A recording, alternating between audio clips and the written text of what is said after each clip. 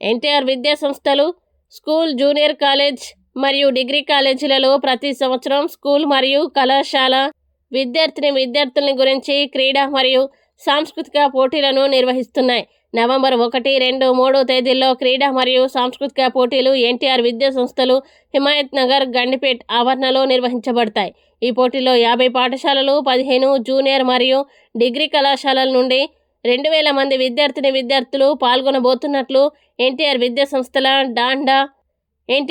సంస్థల don doctor Ramarao గారు పేర్కొన్నారు. స్కూల్ విభాగంలో కబడ్డీ, ఖోఖో, వాలీబాల్ మరియు కరాటే క్రీడల్లో పోటీలు నిర్వహించబడతాయని, కళాశాల విభాగంలో క్విజ్, ఉపన్యాసం, నృత్యం, గానం, చిత్రలేఖనం, వర్ణ చిత్రకళ మొదలైన పోటీలు నిర్వహించబడతాయి. NTR sports and cultural fest Lokadhara ప్రారంభోత్సవానికి NTR memorial trust managing trustee Shrimati Nara Bhuvaneshwari, ముఖ్య అతిథిగా Shri K Rajendra Kumar, CEO Shri A Gopi,